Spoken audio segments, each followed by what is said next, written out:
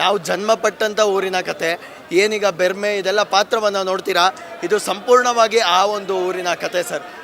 ಈ ಥರದ ಒಂದು ಕತೆ ನಿಜವಾಗ್ಲೂ ಉಳಿಬೇಕು, ಬೆಳಿಬೇಕು, ಅದರಿಂದ ಬಂದಿದ್ದೀನಿ. ಇವತ್ತು ಹಿಂದೆ ಕಾಂತಾರ ರಿಲೀಸ್ ಆದಾಗ ಎಷ್ಟೋ ಜನ ಅದರ ವೇಷಭೂಷಣವನ್ನು ಹಾಕಿಬಿಟ್ಟು ಅದನ್ನು ಕಂಪ್ಲೀಟಾಗಿ ಇಮಿಟೇಟ್ ಮಾಡುವಂಥ ಪ್ರಯತ್ನ ಪಟ್ಟರು. ಅದು ಆ್ಯಕ್ಚುಲಿ ನಮ್ಮ ಹಿಂದೂವಿನ ಕಲ್ಚರಿಗೆ ಮತ್ತು ಅದರ ಒಂದು ಪ್ರಾಮುಖ್ಯತೆಗೆ ಒಂಥರ ದ್ರೋಹ ಬಗ್ದಂಗೆ.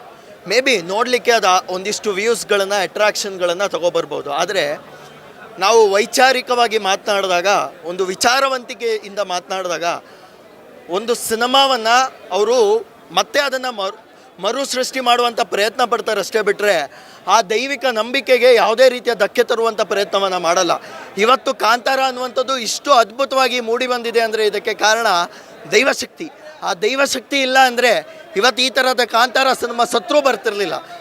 ಅಶ್ವವೇಗ ಯಾವ ರೀತಿ ಅಶ್ವವೇಗವಾಗಿ ನ್ಯೂಸನ್ನು ತಲುಪುತ್ತೋ ಅದೇ ರೀತಿ ಕಾಂತಾರ ಅನ್ನುವಂಥ ಸಿನಿಮಾ ಇದೆಯಲ್ಲ, ಅಶ್ವವೇಗ ಅಂದರೆ ಕುದುರೆ ಅಂತಾರೆ ಅಲ್ವಾ.